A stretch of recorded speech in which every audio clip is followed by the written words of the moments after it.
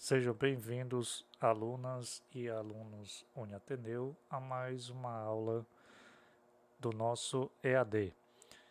Vocês estão na disciplina de Políticas Públicas e Sociais. É um assunto extremamente instigante, tem muitas questões contemporâneas a serem colocadas em discussão e análise. O que nós veremos aqui, nós praticamente faremos uma abordagem geral equivalente ao capítulo 1 e 2, na verdade, módulo 1 e módulo 2 dessa nossa disciplina. Vamos começar falando sobre a questão dos principais conceitos e particularidades da nossa gestão pública, tá? Na verdade, o conceito é muito mais geral, né? Ele fala particularidades da gestão pública em si, né?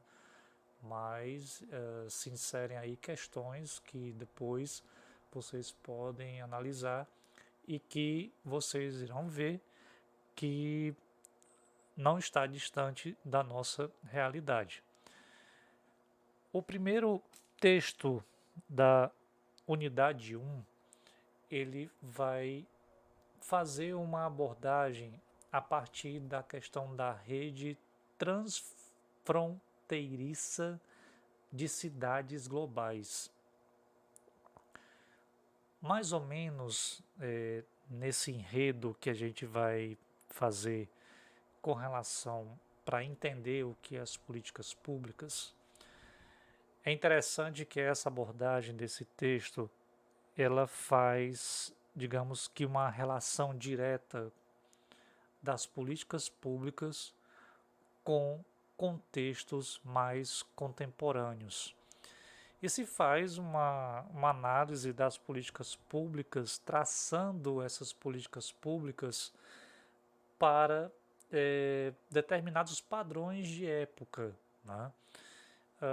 Nós não podemos, de forma alguma, entender as políticas públicas contemporâneas se nós não entendemos os padrões contemporâneos de sociedade, de cultura e principalmente nas questões relativas à economia.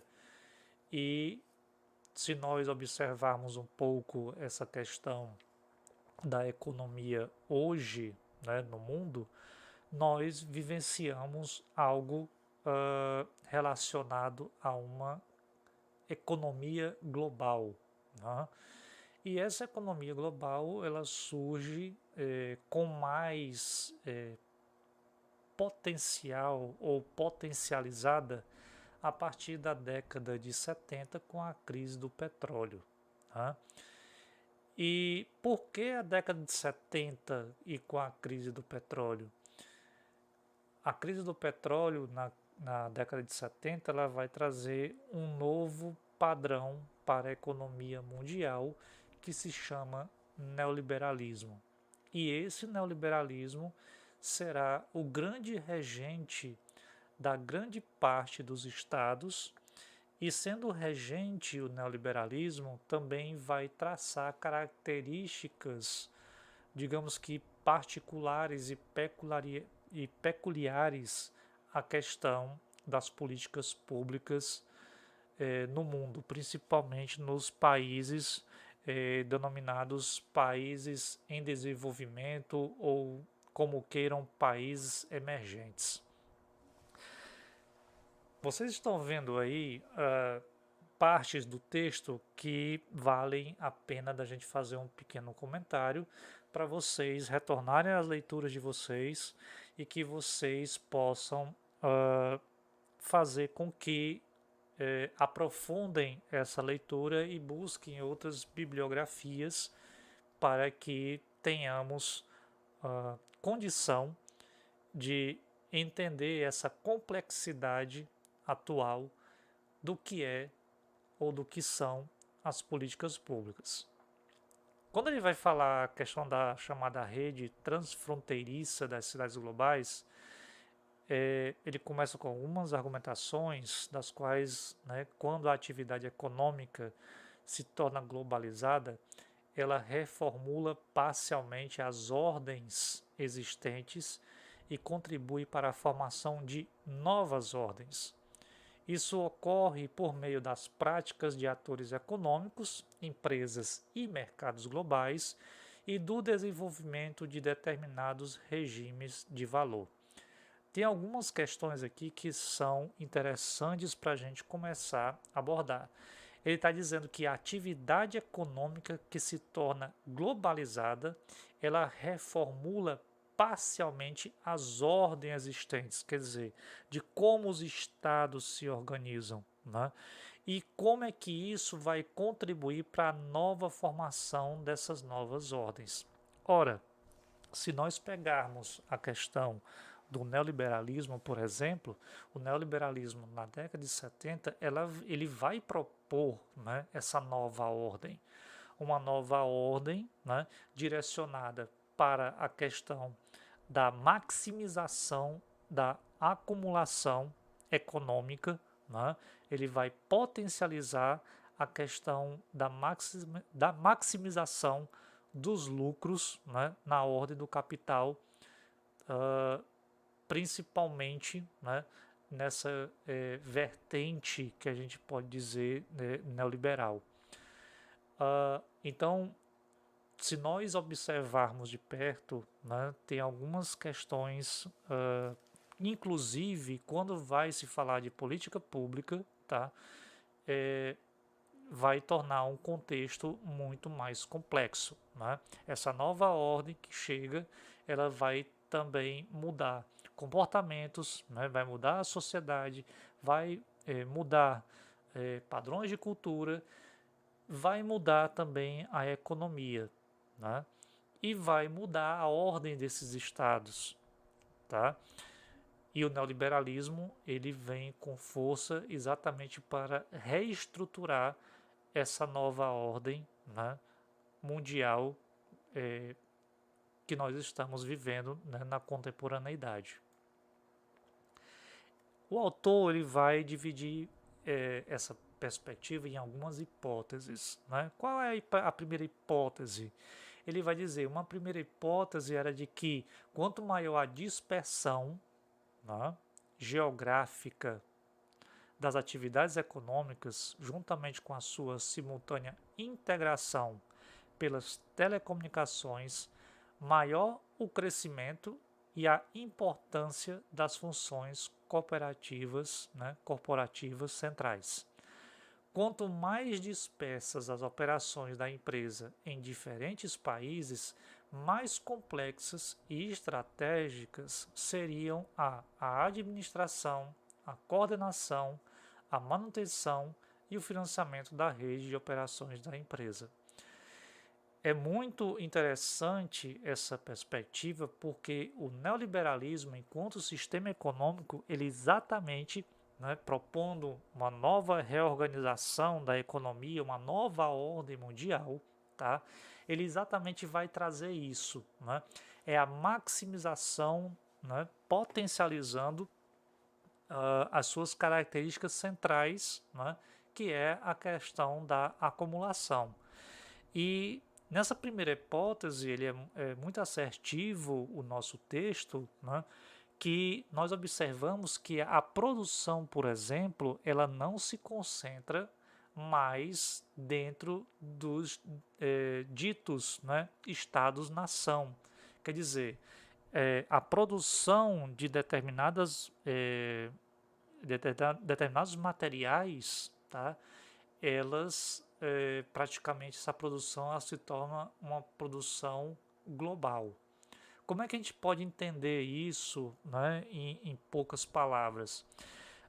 Por exemplo, você tem um Japão, né? Antigamente, as indústrias japonesas de tecnologia, elas fabricavam praticamente tudo no Japão, né?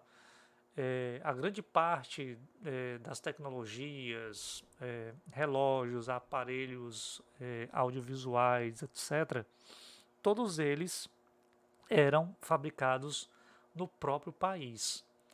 Com as novas formas de produção e com a potencialização do neoliberalismo e também com a globalização, praticamente um produto ele não vai ser 100% japonês. Ele pode ter, né, um determinado produto feito, pensado, né, no Japão, por exemplo, mas se você, por exemplo, pegar um determinado produto, né, japonês, você vai observar vários componentes que são feitos fora do Japão. Você vai encontrar componentes feitos na China, você vai encontrar componentes feitos em Taiwan, você vai encontrar componentes feitos na Índia, você vai encontrar outros componentes feitos em Hong Kong e assim por diante. Quer dizer, qual é o sentido, né, dessa dispersão? Né? Esse sentido da dispersão é para tornar o produto mais barato. Como é que a gente pode pensar dessa forma? O produto se torna mais barato a partir do momento que você tem uma economia flexível e que essa economia ela vai começar a explorar, né, aqueles, né, ditos países, né, em desenvolvimento. Quer dizer, a empresa, né, como um todo, vamos pensar, né, uma grande empresa, a empresa Sony, né, a empresa ela vai procurar outros locais no globo capazes de produzir as peças, né, de seus componentes cada vez mais barata, porque essas peças vão se tornar mais baratas exatamente devido à questão salarial que está embutida nelas. Né? Salários baixos, competitividade, peças baratas e que, né, elas irão, de uma certa forma, compor o preço final de determinadas matérias. Né? E nessa condição, né, isso falando em questões de produção, né, como o próprio o texto diz, ele vai se tornar as despesas, as operações da empresa em diferentes países. Né? Quer dizer, as coisas não estão acontecendo somente no Japão, estão acontecendo na China, está acontecendo em Hong Kong, está acontecendo em Taiwan, está acontecendo em uma determinada cidade do México. Né? E essas mudanças também requerem padrões, novos padrões de administração e organização. Né? Coordenação, a manutenção, a questão financeira e as telecomunicações, né, a integração vinda das telecomunicações ajudou bastante, né, essas empresas com relação a essa nova forma de pensar a produção do capital mundial. Né? Então, essa é a primeira hipótese que o nosso autor, né, vai levantar sobre, né, essas perspectivas. Existe uma segunda hipótese que ele vai fazer questionamentos, né, onde ele diz assim: em segundo lugar, quanto mais complexas se tornam essas funções centrais, mais provavelmente elas serão terceirizadas pelas matrizes das grandes empresas globais. As matrizes compram de prestadoras de serviços especializados uma parte das suas funções. Digamos, ele dá os exemplos: a contabilidade, a advocacia, as relações públicas, a programação, as telecomunicações, dentre um universo de possibilidades de serviço. Vamos tentar fazer algo, pensar algo que ilustre, né, essa perspectiva. Digamos que a própria empresa Sony. A empresa Sony tem uma central que fica no Japão e ela, por exemplo, ela não vai mandar advogados japoneses, né, por exemplo, para o Brasil ou para, né, a grande América Latina. Ela vai contratar esses advogados para promover os interesses da empresa de uma forma terceirizada. O que ela vai fazer, né? Se for tirar, né, muitas vezes um advogado, né, da própria empresa, né, ali do Japão, por vezes vai sair mais caro, porque tem a questão, né, de tradução, tem a questão, né, é, de aprimoramento da questão da língua local. Então, para a empresa vai sair mais barato terceirizar né, esses elementos. Né? Então, ela terceiriza tudo, né, exatamente para se adaptar às regras locais onde ela está tendo a sua produção. Mas essa terceirização ela tem um link direto com as chamadas intenções, né, os objetivos, as metas principais da grande empresa que fica no Japão. Né? De uma certa forma, ela estabelece, né, essa dispersão, como é que a gente viu, né, na primeira hipótese, mas ao mesmo tempo mantém a empresa integrada, né, de forma, né, uniforme, né, para não perder, né, digamos que o contato direto dessa produção e manter realmente, né, uma coesão dos interesses da empresa.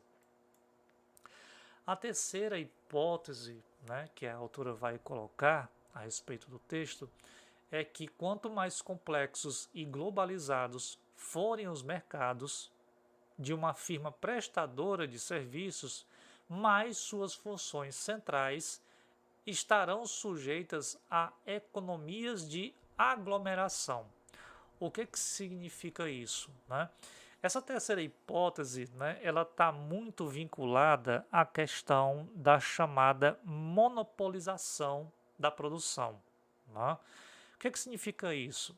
Digamos que uma determinada empresa, exemplo novamente a Sony, né, ela vai para determinados países, né, e para evitar concorrências, né, ela vai comprar, né, determinados, né, serviços ou outras empresas, por exemplo, que fazem, digamos que, o mesmo produto. Né? Então, vai agregar o valor, né, daquilo que está sendo produzido, né, pela empresa matriz, pela filial, né, e com o tempo, né, vai se tornando monopólio determinados produtos. Né? Um outro exemplo que a gente pode colocar nessa perspectiva é com relação a grandes bancos. Né? Nessa época de globalização, né, dos mercados, houveram aí enormes, né, fusões de bancos mundiais, né, para abarcar maiores consumidores, né, a maior número de consumidores, tá? E que não haja concorrência entre eles. Né? Quer dizer, praticamente fica concentrado, né? Fica concentrado determinados serviços, né? Determinadas empresas, determinados produtos, fica concentrado na mão apenas de uma grande empresa. Como é que nós podemos também, né, observar essa questão? Se nós pensarmos a Ambev, por exemplo, a Ambev é um dos maiores monopólios de cerveja da América Latina.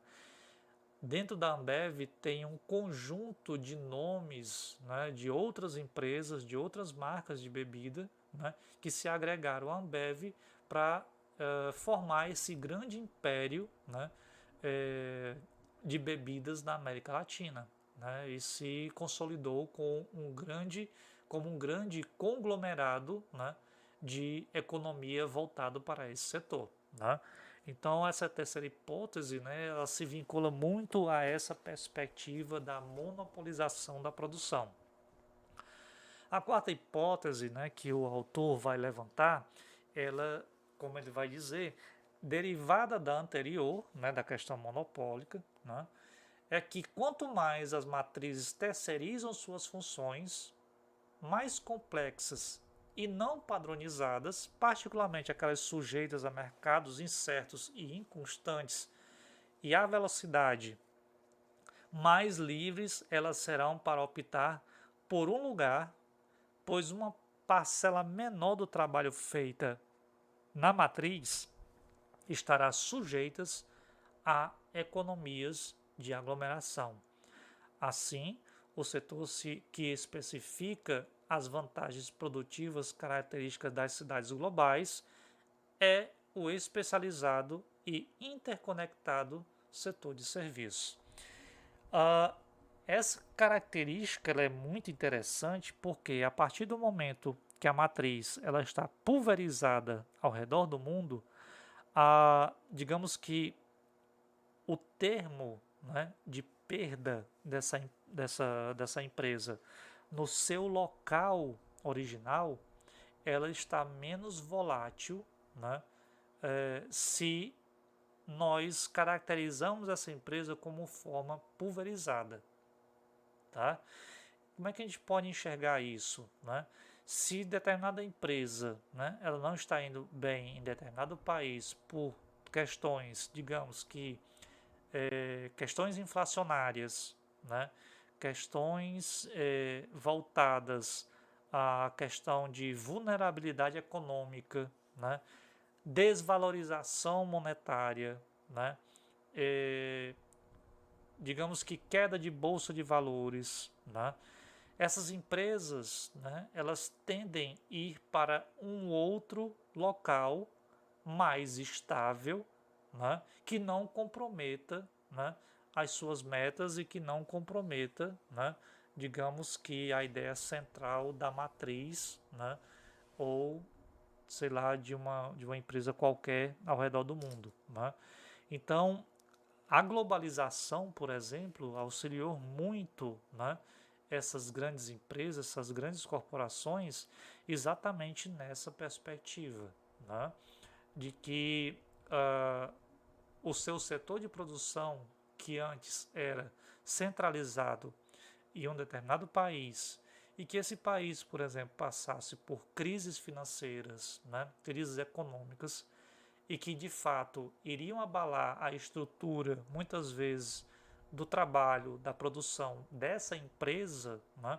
Hoje, as grandes empresas, né, elas têm mais possibilidade de trabalhar, né, de uma forma pulverizada e que elas podem se movimentar ao redor do globo a partir dessas, digamos que, facilidades que a globalização trouxe, né, para o mercado da produção. Tá?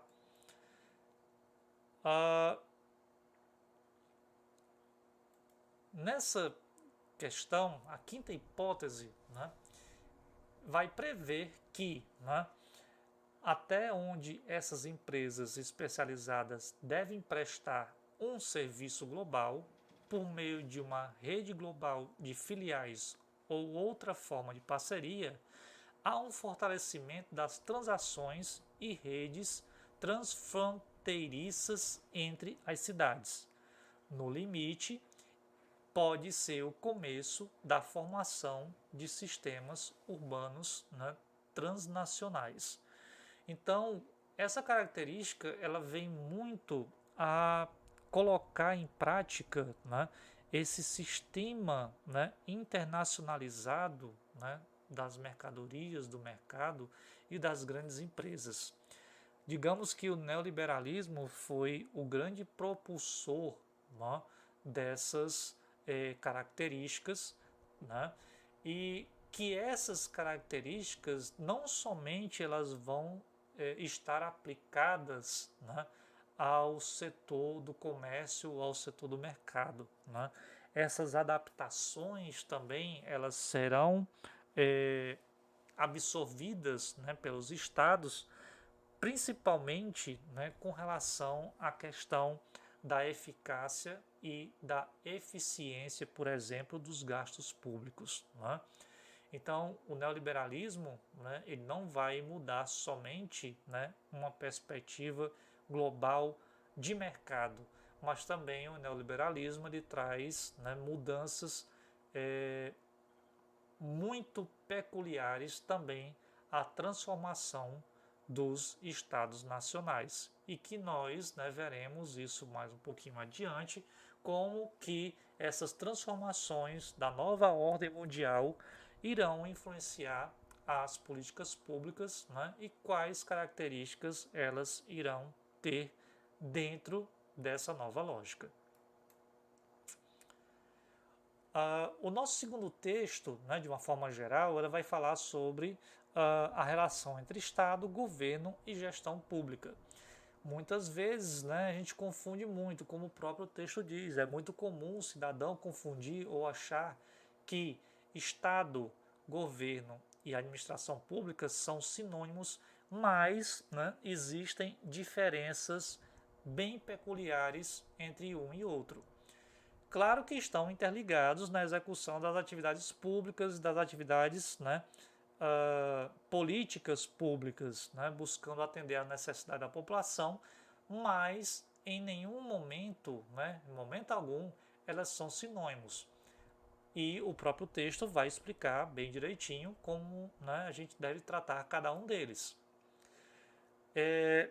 Primeiramente, né, no nosso texto vai falar, né, sobre uma questão chamada Estado, né, formação e as características básicas desse Estado. Segundo Bonavides, né, ele vai dizer que a tradução mais próxima do que seria um Estado é apresentada pelo, né, povo grego, né, que caracteriza ali pela questão da polis, né, ou civitas, e pelos romanos a questão da res pública, né, e numa tradução, né, ao pé da letra, né, seria a coisa pública. Essas palavras trazem a vinculação, né, do comunitário e da aceitação política e cidadã. Então, a questão do Estado, né, ela é muito maior do que a gente imagina. Tá? Se nós aprofundarmos as nossas leituras, nós vamos observar que para a criação, né, ou para o surgimento de uma nação, e para o próprio sentido, né, de nós nos tornarmos, né, cidadãos, nós teremos que aprender o que é que significa Estado. A origem de qualquer Estado se dá pela necessidade básica de organizar um determinado grupo de pessoas que vive em um determinado território. Vamos pensar o Brasil, né? O Brasil é um país e ele se encaixa diretamente nessa perspectiva. Né? Nós somos um Estado. Nós somos um Estado porque nós estamos organizados dentro de um determinado grupo de pessoas que vivem em um determinado território, né, chamado, né, Brasil. De certa forma, para que se possa viver socialmente bem, se faz necessário traçar regras e promover, assim, uma convivência pacífica e harmoniosa entre as pessoas. Essa teoria do Estado, né, nós podemos aprofundar com 3 autores, que se chama, cada um deles, Thomas Hobbes, né, John Locke, né, e Jean-Jacques Rousseau. E eles são conhecidos como os contratualistas. São os 3 primeiros cientistas políticos, né, modernos que vão pensar a estrutura do Estado, de como o Estado ele se desenvolve. Nessa perspectiva que o nosso texto ele traz, né, ele vai falar da necessidade de se obter regras, né, e promover uma convivência pacífica. Dentro de um Estado, né, para que um Estado ele tenha, né, essa organização, né, dessas pessoas, muitas vezes essa regra ela vai se constituir como a sua carta magna. Como é que nós podemos pensar, por exemplo, qual seria, né, o conjunto de regras para o Estado brasileiro? A nossa carta maior e a mais atual seria a Constituição Federal de 88. O que é a Constituição Federal de 88?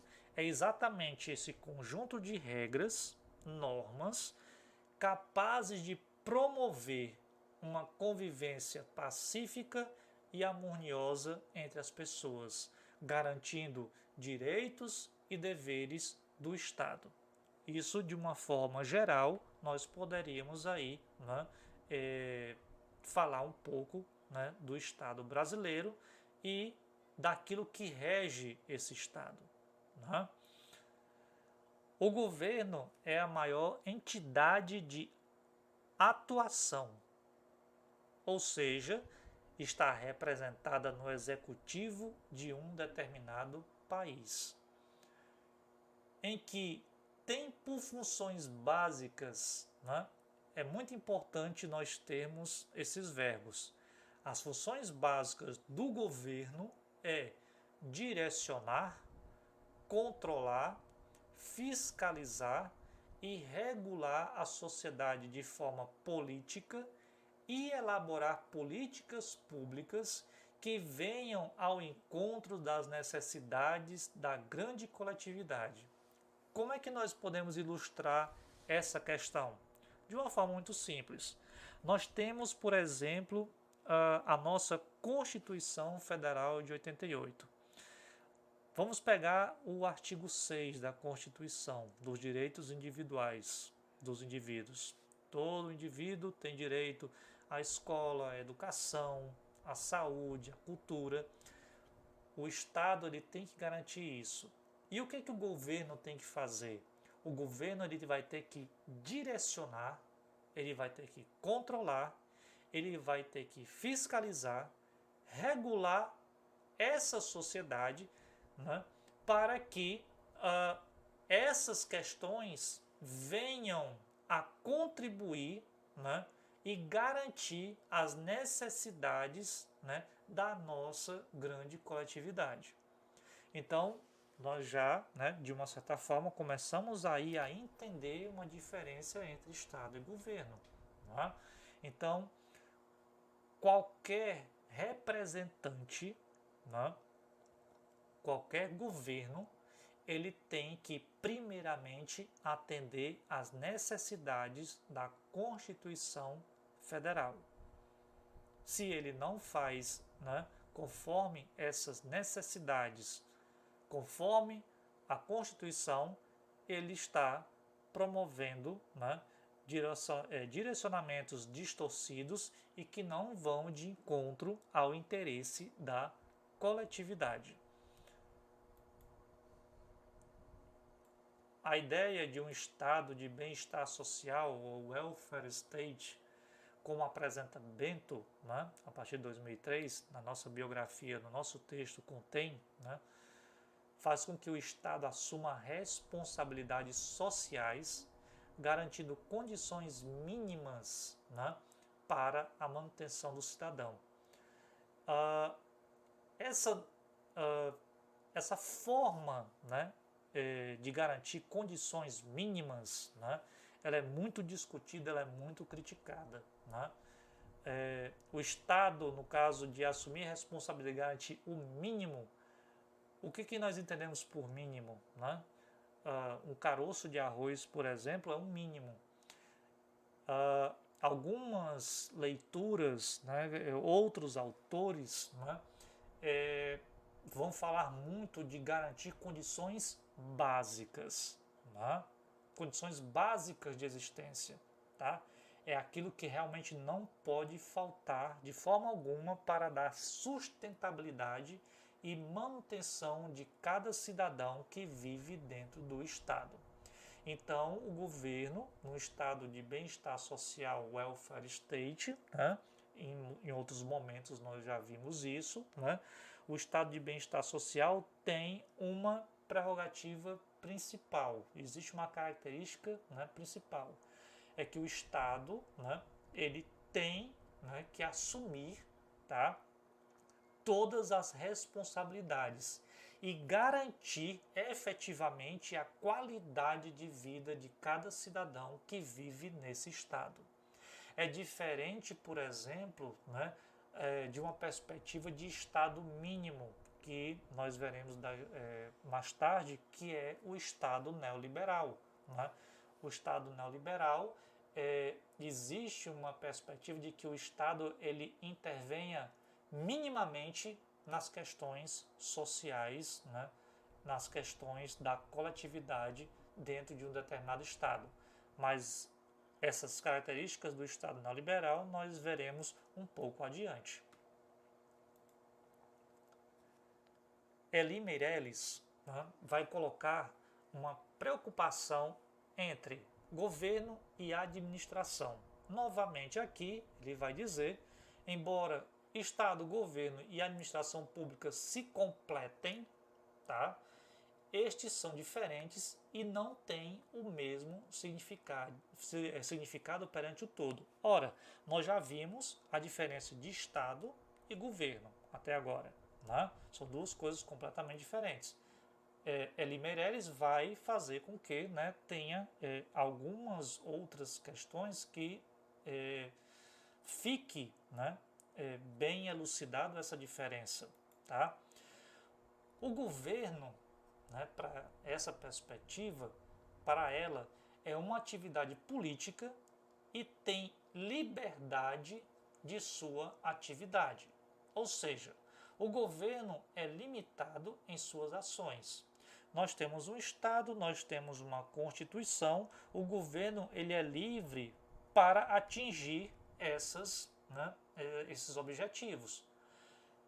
Como ele vai dizer, não tem restrições, desde que haja dentro da legalidade. Então, os governos, por exemplo, eles não podem agir, né, com essa total liberdade.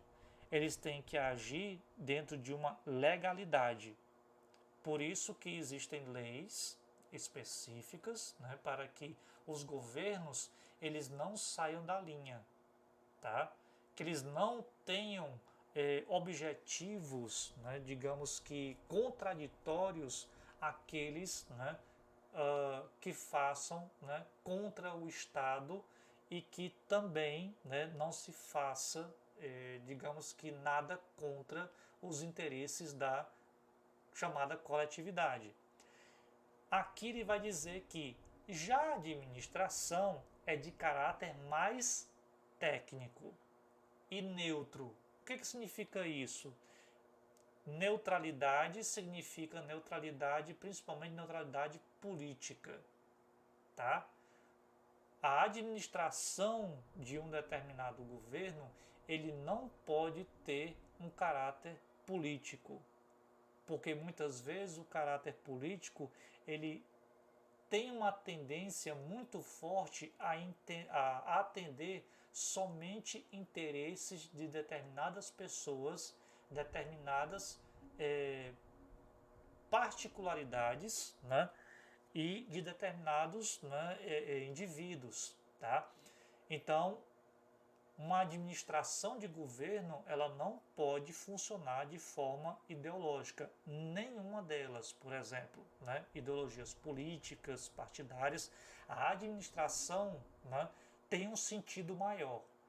A administração ela tem o que? Garantir o funcionamento do Estado. E o que esse Estado faz? Garantir o bem da coletividade.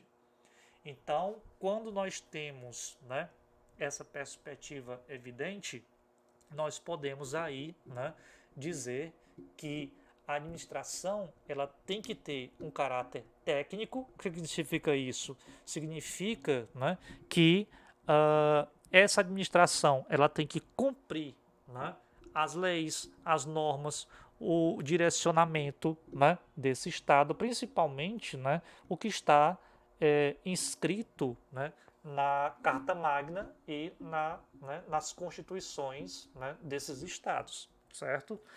Então, nós temos aí que duas características que são primordiais para o entendimento, né, do que é a administração. Ela é amplamente técnica, né? Vamos, né, pensar, por exemplo, Ministério da Educação, né? Para o Ministério, né, da Educação, você tem que ter pessoas capacitadas que entendam de educação para, digamos que, tomar conta dos trabalhos específicos de educação em um determinado país, por exemplo. Né? Muitas vezes, né, acontece que determinados governos, né, chamam para o Ministério da Educação pessoas que não têm afinidade nenhuma com aquela administração. Né? que não tem especificidade nenhuma com aquela pasta. E muitas vezes, né, fica até contraditório, né, os interesses, né, com relação àquilo, né, que deveria estar, né, que deveria ser realmente cumprido e que deveria causar, digamos que, qualidade, né, para a coletividade. A nossa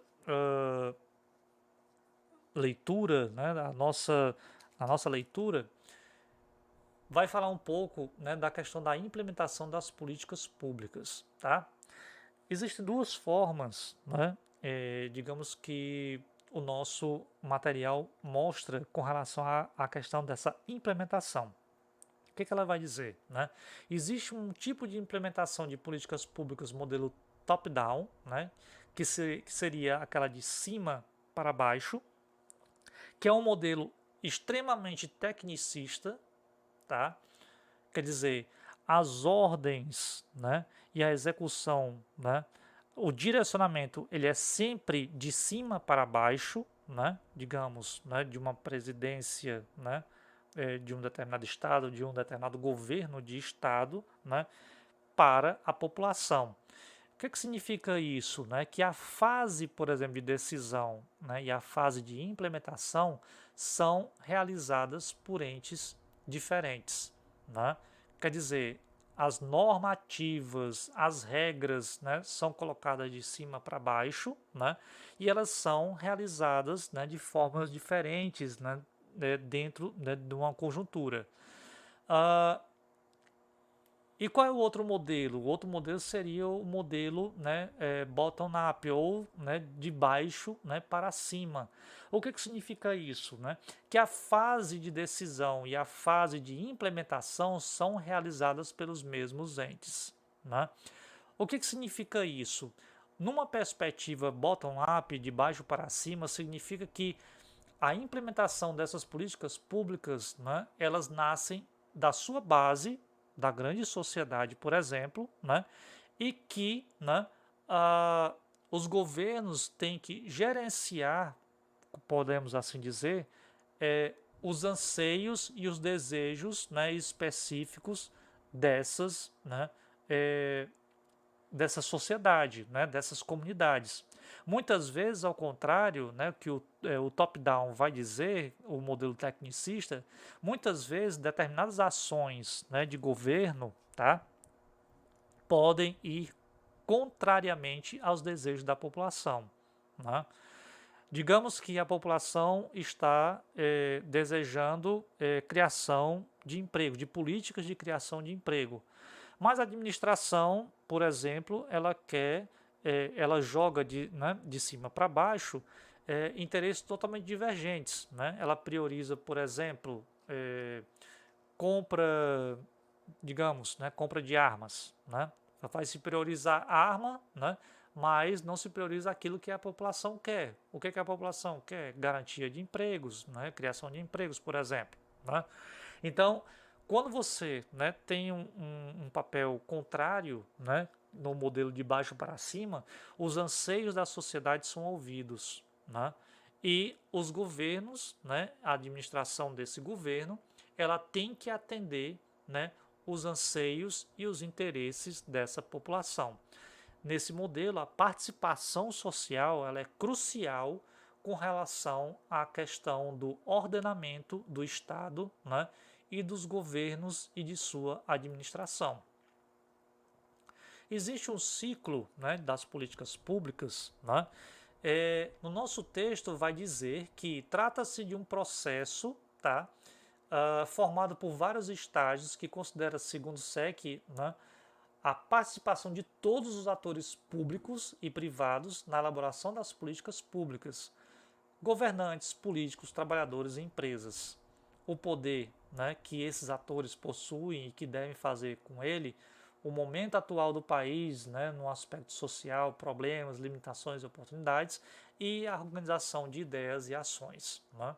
Então, uma verdadeira política pública, né, para uma grande parte, né, dos autores que vão trabalhar esse tema, a verdadeira política pública é aquela que surge, né, das bases, né, e que elas são organizadas pelo governo para que esse governo atenda às necessidades da população, né, e não de uma forma tecnicista, né, e muitas vezes autoritária, que determinadas ações elas, né, não condizem com a chamada o anseio, né, da grande sociedade. O ciclo das políticas públicas, né, o Policy Cycle, né, é um ciclo deliberativo, né, constituído por alguns estágios. O que é necessário, né, para a criação de uma determinada política pública? Tem que se identificar o problema. Por exemplo, a questão da fome, né? Fome é um problema e ela tem que ser tratada como política pública pelo Estado, né? Tem que ser uma política pública de Estado e não uma política pública de governo, que são duas coisas diferentes. Uma política de Estado, ela é uma política que tem uma normativa e tem um caráter permanente. Ela vai ser agregada, por exemplo, à Constituição ou à Carta Magna do Estado. Uma política de governo é uma política temporária.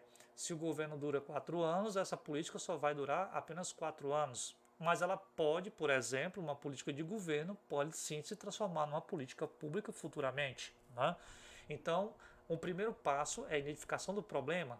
Citamos aqui a questão da fome. O segundo momento seria o que? A formação de uma agenda, né? Quais são os processos que nós devemos, né, seguir, direcionar, né, para solucionar esse problema, né? O que essa política pública deve ter, né, deve possuir para que esse problema da fome seja solucionado? A formulação, né, de alternativas, entra aqui, né, discussões da sociedade civil, da própria sociedade política, dos partidos políticos, da sociedade civil como um todo, para se criar alternativas para, né, o problema, por exemplo, de uma criação, né, de uma política pública voltada para a questão da extinção da fome, por exemplo. Aí você vem a tomada de decisão, quem são os atores que irão decidir sobre essa política, né? Nós, né, no Brasil, nós temos questões particulares, né, que a grande maioria das nossas decisões, né, ela se dá de forma representativa, né? Nós votamos em vereadores, deputados estaduais, deputados federais, né, e são levados para as assembleias, né, para o Congresso, né, e lá se decidem, né, quais seriam, por exemplo, né, os direcionamentos e quais, né, quais valores, né, digamos que éticos, morais, né, técnicos, né, éticos, para se formular essa questão. O outro passo seria a implementação dessa política, né, colocá-la em prática, e outro elemento muito importante seria a avaliação. Toda política pública tem que promover uma avaliação. Por quê? Porque é a partir da avaliação permanente que você pode reformular e adaptar melhor aquela política para atingir as suas metas, o seu objetivo central, ok? Qual é a relação entre Estado e economia, né? Voltando um pouco, né, nós havíamos falado do welfare state e nós poderíamos, né, dar até uma complementação, né, para falar da diferença do welfare state, por exemplo, né, qual a diferença do welfare state e do neoliberalismo. Aqui, né, de uma forma geral, o nosso manual ele vai explicar, né, a relação do capitalismo com o Estado moderno, diferenciar Estado social e Estado socialista, demonstrar a intervenção do Estado na economia e vice-versa. Nós vamos apenas fazer recortes, né? Vocês têm que ir lá no nosso texto e aprofundar um pouco mais a literatura. O que ele vai dizer com essa relação? O consumismo, o exagero, a ostentação de poder e a ganância se tornaram com o tempo os principais dogmas, né, da sociedade atual. Quer dizer, né, as regras, né, que cada vez mais impregnada, né, de tecnologia, luta por reconhecimento social e ascensão econômica. A realidade é, em si, um reflexo exacerbado, quer dizer, exagerado do capitalismo moderno e da crise do Estado Social Democrático de Direito. A nossa Constituição Federal, né, caracteriza que o Brasil é um Estado democrático de direito. O que significa isso? Tudo o que acontece dentro desse Estado, ele deve ser conduzido pela lei. A nossa Carta Magna, né, seria o texto central desse Estado, e para que, né, esse Estado funcione de forma harmoniosa, é necessário que se cumpra tudo que exista, né, na Constituição Federal. Pode entrar governo e sair governo, as administrações elas não podem fazer com que as coisas aconteçam de formas aleatórias. Por isso que existe, né, uma Constituição e que essa Constituição seja cumprida.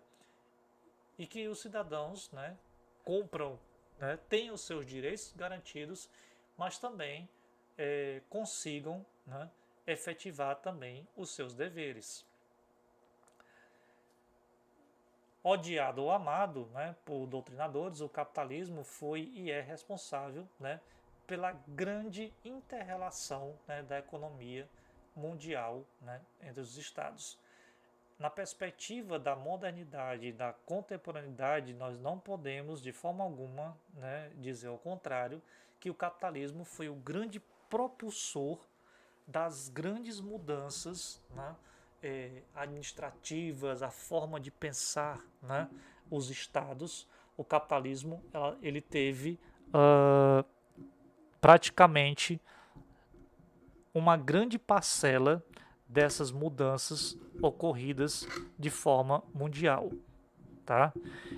Realmente nós não podemos de forma alguma dizer o contrário de que o capitalismo, ele, como sistema econômico, ele moldou, né, em uma grande parte os acontecimentos, né, e também as estruturas, né, que nós conhecemos nos chamados, né, estados modernos. Tá? Outro momento que poderia ser também colocado, que mudou determinados estados, né, foi o modelo, né, socialista comunista, né, mas que nós não vamos adentrar nessa perspectiva, né, nesse capítulo, porque seria uma outra, né, uma outra aula, uma outra perspectiva de pensamento, ok? O capitalismo tinha como premissas, né, o capitalismo sempre promoveu a questão do lucro, do acúmulo do capital, né, exigindo assim predomínio sobre a propriedade privada, defesa da liberdade econômica e da livre concorrência. Mas a gente pode perceber, né, que o capitalismo ele promoveu uma nítida divisão de classes, né, de um lado os nobres e de outro os burgueses, e no outro extremo os trabalhadores, né, ditos assalariados. Tá? Então, as premissas principais do capitalismo era promover riqueza para todos. Mas o que nós descobrimos, né, pelo menos aí dos mais de 150 anos, né, de evolução do capital, tá? Nós podemos observar aquilo que o capitalismo pregou desde o seu começo, desde né, das primeiras ideias com relação, né, ao capital. Nós podemos perceber que o capitalismo, ele, né, praticamente ele cometeu uma falácia. Né? O que realmente se promoveu dentro do sistema do capital desde então? Promoveu uma luta intensa das classes sociais e como característica principal do capitalismo foi, né, digamos que, o surgimento demasiado da pobreza e da miséria, né, ao redor do globo. Então, tudo aquilo que o capitalismo falou, né, nos seus primórdios, nós podemos ver hoje, né, e notoriamente, visivelmente, né, o que realmente, qual é o produto, né, que esse capitalismo produziu e que está à frente aos nossos olhos, né? Uma pequena parcela da população, né, com uma grande concentração de riquezas e de um outro lado, né, uma grande parcela da população sobrevivendo, né, com as migalhas e com, né, a falta de distribuição de renda que o capitalismo não possui. No final do século XIX, que consolidou o capitalismo financeiro, e com ele a intervenção do Estado na economia, a questão keynesiana, né, que vocês já viram em outros momentos, o qual posteriormente daria lugar à nova fase do capitalismo, que seria o capitalismo informacional, a fase que marcou o desenvolvimento, né, dos estados modernos. Nós passamos pelo feudalismo, nós passamos, né, por esses momentos, né, digamos que mais, digamos que os primórdios, a gênese, né, do capital. E no século XIX, a partir da ideia do Estado da economia keynesiana, né, vai dar forma, né, ao que nós entendemos como capitalismo informacional. Para nós, né, compreendermos, né, dando um pequeno salto, né, com relação à questão da história, nós podemos, né, com o desenrolar, né, do feudalismo, do capitalismo informacional, né, o estado de bem-estar social que nós vimos anteriormente, né, que é o estado provedor, né, que o Estado traz a responsabilidade para si, né, de garantir a qualidade de vida dos seus cidadãos, nós chegamos, por exemplo, na década de 70 com uma nova perspectiva, né, de Estado, que seria o Estado neoliberal, né? E nós temos, dentro do Estado neoliberal, né, mudanças significativas, né, desse Estado, e atrelada à questão da globalização, né, vem também a contribuir, né, de uma forma não muito agradável, o direcionamento dessa sociedade que nós, né, vivemos na nossa contemporaneidade. E quais são, né, esses reflexos, né, na nossa sociedade? Quais são as características do neoliberalismo? Né? Vamos fazer alguns comparativos. No neoliberalismo existe uma pouca intervenção do governo no mercado de trabalho, ou, como queiram, né, no próprio sistema de mercado. Quer dizer, o Estado ele não intervém de forma alguma nos interesses do grande capital. É o contrário do Estado-providência, né, que é o estado de bem-estar social. O estado de bem-estar social, né, ele traz o equilíbrio, né, de mercado, né, e que também compense, né, as questões relacionadas ao trabalho. Tá?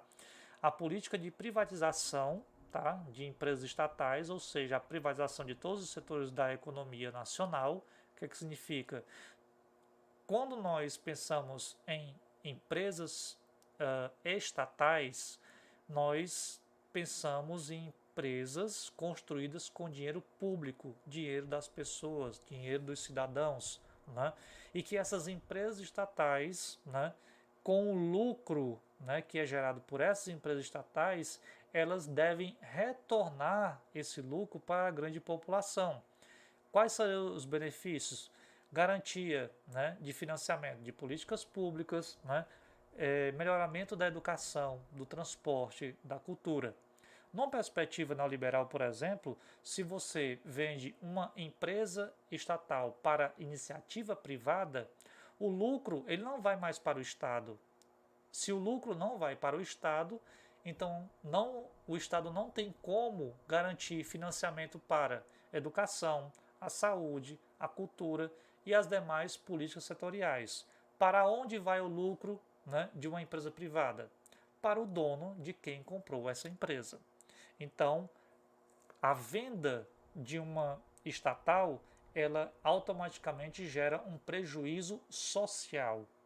A população, ela fica, né, digamos que, sem base financeira para, digamos que, promover, né, determinadas ações e melhoramentos, né, da qualidade de vida das pessoas. Uma outra característica do neoliberalismo é a desregulamentação do sistema financeiro, quer dizer, o Estado, já que ele não vai intervir na vida do mercado, né, ele tem que desregulamentar. O que é que significa isso? Tirar regras. Mas tirar regras por quê? Tirar regras para que o mercado financeiro ele seja livre, que não há nenhum tipo de barreira, né, para que o sistema financeiro, na verdade, né, o sistema capitalista, ele não tenha nenhum tipo de empecilho para gerar o quê? Riqueza. E essa riqueza para quem? Para os grandes empresários, para os grandes detentores do capital, por exemplo. Outra característica é a transferência de serviços públicos para o setor privado, né, já que no caso o neoliberalismo ele prioriza muito a privatização, né, do serviço público, por exemplo, saúde. Mas nós temos uma saúde pública, tá? Quer dizer, seja rico ou seja pobre, você tem direito, né, a essa saúde pública. No caso seria o nosso sistema SUS, né? Caso o SUS, o nosso sistema de saúde, seja privatizado, só quem terá acesso a essa política é quem tem condição de pagar por ela. Daí vocês me perguntam, e aqueles que não podem pagar, vão fazer o quê? Vocês podem até tirar as suas conclusões. Redução dos encargos e direitos sociais, né, como um todo, né, isso para beneficiar, né, cada vez mais o empresariado e o grande capitalista, a abertura da economia para a entrada de empresas multinacionais, né, aquilo que nós falávamos ali logo no primeiro texto, né, de início, né, com relação a essas mudanças, né, da forma da organização da nova ordem mundial. No neoliberalismo, a palavra de ordem é o dinheiro tem que correr livre, né? E o dinheiro tem que correr livre longe da visão do Estado, né, digamos que protetor do Estado, né, do Estado providência, tá? O Estado ele tem que pensar como um Estado neoliberal e não um Estado de bem-estar. O Estado neoliberal ele vê, né, apenas uma questão. O Estado neoliberal vê apenas o lucro. O lucro para todos? Não. O lucro para as grandes empresas e os grandes capitais. Tá? Um outro princípio, outra característica seria a defesa dos princípios econômicos do capitalismo e também a ênfase na questão da globalização. E o que é que isso traz? Né? Quais são as consequências desse Estado neoliberal? Né? Seria a desigualdade social, né? A grande, né, diferença entre ricos e pobres, a questão do desemprego, né, que toda vez que o Estado neoliberal, né, ele começa, né, a ser desenvolvido, ou seja, ele começa a ser implementado, né, ele começa, né, uma das primeiras questões, né, que você já observa é a questão do desemprego, tá? Você vê a questão, por exemplo, né, outra característica é a economia instável. Muitas vezes você percebe isso como na alta do dólar, né, a queda da bolsa de valores, o aumento dos preços, né, das mercadorias, né, as mercadorias básicas, principalmente com relação à questão da alimentação.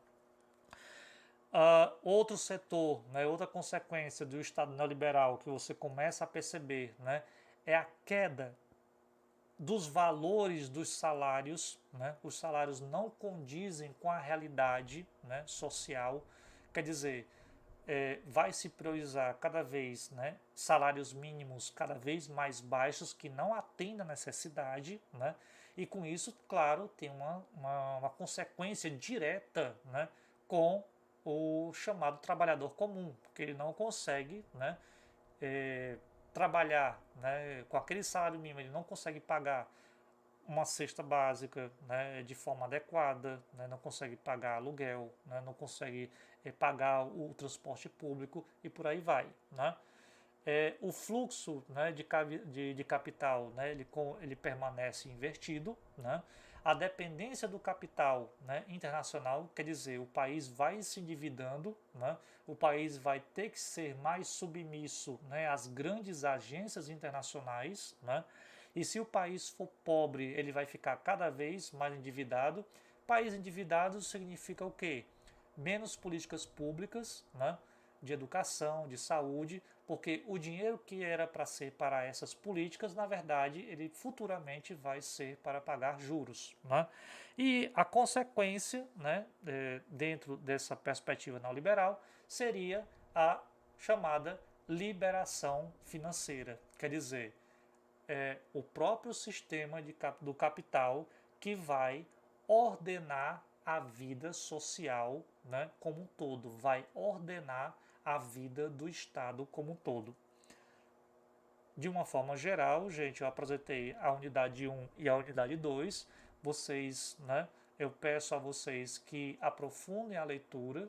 Existem outros elementos, né, que podem complementar, né, essa explicação breve que a gente teve. E desejo a vocês bons estudos.